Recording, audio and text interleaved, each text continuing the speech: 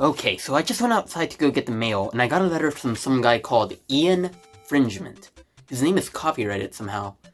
Okay, let me just open this up. Hi. Is Elon Musk making letters now? What the hell is this? Hi. This is a message warning you, TheChrisDex, that you are in violation of Article 2, Section 3 of the copyright rules. You have been making an OnlyFans account. Absolutely not. Wait, I misread it. You have been making an OnlyFans video game. This is in violation of an existing property, and if this game gets released, then you will be taken to court by OnlyFans. Oh no, if I get sued by them, I'm definitely gonna lose. Those guys are rolling in cash now. That's right. So if you want to avoid that, you need to stop the development of your fan Fine, game. I'll make an account like a dignified person. Wait, did you just respond to me? Bless you. There comes a time in a man's life where he must choose between a $40 AAA game or a free-to-play game made by some nerds. With so many games being pumped out now and game developing tools being more accessible than ever, there are a lot more people who don't work for companies making video games. Software such as Unity, the Unreal Engine, and get out of my face before I blow my stranger danger whistle has made it much easier and simpler for people to make homemade games. I mean, who doesn't want to watch a 10-episode tutorial on how to make a ball roll in Unity? Yeah, I think I'm just gonna take out my creative energy on graffiti instead of games.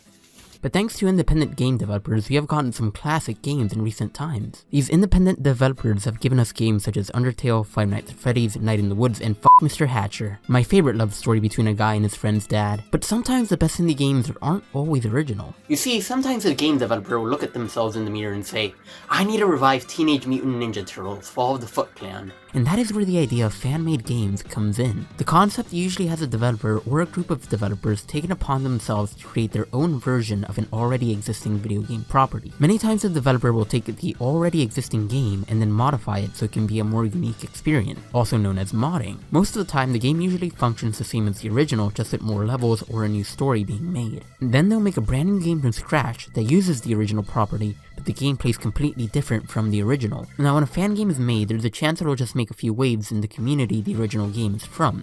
Sometimes because it has new features that people wanted in the original game, or it has a new take on it. But some fan games really blow up, and they're seen as the perfect fan game by people in the community. Now when a fan game catches traction a good amount of the time, it might come to the attention of the original developer, and will often praise the fan game. But other developers such as Nintendo will say, That's a nice game you got there. Be a shame if someone took it down. You see, Nintendo usually deals with fan games with the tactic I like to call, fuck all y'all. So yeah, so Nintendo has a track record of, how do I put it? So, someone makes a fan-made Mario game, Nintendo finds out about this game, now there is not a fan-made Mario game, or as I call it, the circle of life. While making a fan game is usually complicated since you have to be careful that you're not violating any copyright laws, as long as it's original enough, developers will let it slide. Some developers actually encourage this since it helps the community expand. But if Nintendo finds out there's a character with a mustache in your game, they already have people coming your way. I get why they do it, since Nintendo is usually very strict on how they handle people using their property. But I mean, y'all gave Illumination the rights to a Mario movie, so I don't really think they care. But sometimes you do need fan-made games to let people's creativity shine and give a new take on existing material. And there has actually been some pretty well-made games that sometimes are better than the series the game was based on. So I'm actually going to talk about some of these games, but first, I need to figure out what I'm going to do about this. I can't get a cease and desist notice. I've been working on this game for far too long now. I can't give up. I'm a sentient talking envelope, and that's what you're worried about? Ah! The pain!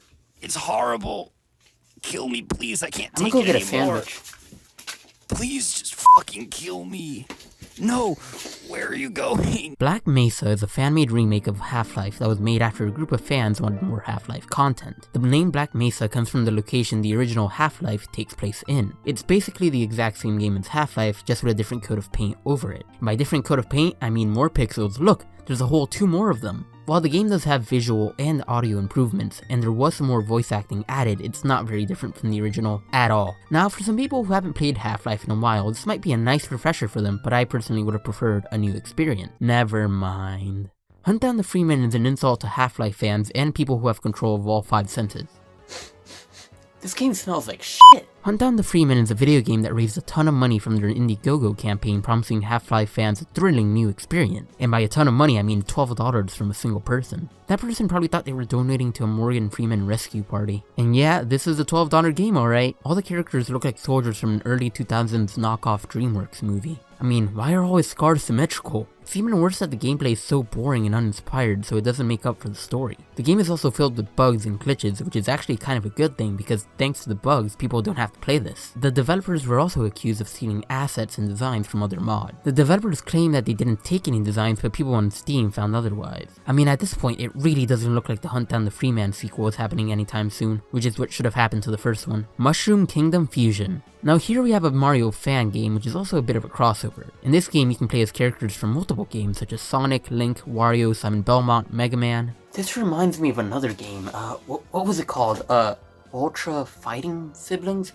Oh yeah, PlayStation All-Stars. This is nothing like Smash Bros. Actually. The game very much plays like any other Mario game, just with more worlds and a darker story. Each character has their unique power-ups and abilities, which makes it so every character has a unique playstyle. You can also visit worlds from other games, which gives a nice switch up to the atmosphere. There's also guns. Mario with guns. I think I'm gonna have to go see a therapist. Oh wait, they brought back turnip picking? I'm finally at peace. The game actually started development in 2007 and is still being updated to this day, and it's free to play, so I would recommend checking it out. But what if you played Skyrim and said to yourself, more? And Darrow is a Skyrim spin-off that has a completely brand new story, but some people would consider this more of a mod since it uses the assets and engine from the original Skyrim. The thing about this game is that it actually takes longer to complete than the original Skyrim does, which really doesn't make it feel like a mod at all. Now I know people are still waiting for the Elder Scrolls 6, so this is something that'll take your mind off of it. The developer spent a total of 2,400 hours working on the game, which if my math is right, is only slightly more than the amount of Skyrim ports. You know what? I'm in need of some adrenaline. So how about a fan-made horror game? No! Life was so much easier before I found FNAF fan games. With the game as popular as FNAF, it made perfect sense why so many fan games were made. Also, the whole game style isn't exactly hard to develop around, and it did lend itself to other ideas. And one of the most popular fan games made was Five Nights at Candy's, with my favorite animatronics like The Cat in the Hat, Pingu, Curious George, and Why You Shouldn't Have a Hangover. This is a very faithful recreation of the original that doesn't take too many risks. You spend 6 hours escaping death from a group of animatronics, which gets harder after every night, and in the end you kinda wonder if that McDonald's job would have been better. I mean, there's not a lot I can say about this game. It's a fun time if you want to play more FNAF. The game truly took the idea of, it's not broken, then don't fix it, to heart. And they did that 2 more times. Five Nights in anime is a very big change from the original because I don't really know what to say. Yeah, this gets points for originality and not much else, I guess. I mean, it's not at all like FNAF, so that's plus. I just feel like I really don't want to know why some people chose to play this game. One Night at Flumpty's is probably one of the best FNAF fan games out there. It has a unique art style that doesn't give me weird sensations. And it's only one night, so it doesn't take too much time to finish. But the difference is that due to it only being one night, it takes longer and gets harder as the game progresses. So it's not exactly going to be a walk in the park, but it still isn't too difficult. And as I said, the art style is extremely pleasing to the eyes and is reminiscent of old cartoons. So what if you wanted to play a Pokemon game that isn't mediocre? Play a Game Freak one? Hell no. Pokemon is also a game that gets many fan games made thanks to it having such a large fan base, and because stuff like RPG Maker makes it easy to create an original game. One of the most popular Pokemon fan games is Pokemon Uranium, and this one is special because it got an award from Game Freak known as the Middle Finger. Yeah, this one got a cease and desist notice almost as soon as it was released. The reason why was because it was such a good fan game that it was making waves in the community, and so it caught Game Freak's eye. And you know the saying, if a fan-made Pokemon game exists, it won't in a couple of minutes. The Pokemon designs were quite well made and featured a brand new region. I mean, just look at how much young me enjoyed it.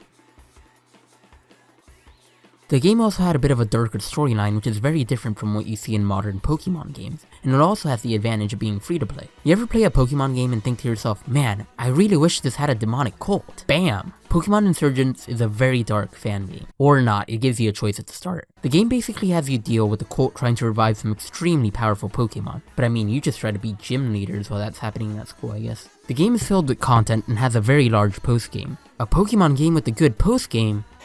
I call bullshit. Pokemon Psychic Adventure is a fan game for Pokemon fans that want to commit Hypno's Lullaby, the short horror game based on the Pokemon Hypno. In this game, you watch a story be told as kids and Pokemon are lured by the Pokemon Hypno. It's not very long, but it does have a very creepy atmosphere, and the song that accompanies it will move you exactly an inch off the edge of your seat. Oh, there's the last time I felt happiness. Metroid 2 Remake, or better known as AM2R, is a remake of Metroid 2 Return of Samus. Now what makes this game so cool is that the graphics were updated to fit the Super Nintendo style, which is a big upgrade over the original Game Boy graphics. The gameplay was just as fun as the original Metroid 2, but it does have a brand new feature called being despised by Nintendo. Yeah, they did not treat this remake lightly and hit the developer with a cease and desist case. But even though they were being threatened, he still updated the game, and there's even an AM2R 1.5 that you can get on mobile phones. Well, it looks like throughout fan-made games we get a mix of mediocre to really good to pervy animatronics. But I mean, that's just the nature of fan games though. It gives fans a chance to put their own vision on the product. I mean, sometimes it's a lewd vision, but it's still their vision. And while we do see fan games coming out all the time, very often they'll just be kinda disregarded as nothing more than the worst versions of the original. But from time to time we do get a game truly worthy of holding the original's title. And then sometimes you just get Mario Kart. Still better than Super Circuit. Okay, I think I have this copyright stuff figured out. First, I'm going to call my game OnlyFans as 2 separate words. And at the start of my game, it will only be pictures of fans, like actual spinning fans. And, well, that's it. That's the entire game. That's what it always was. I think I have a problem.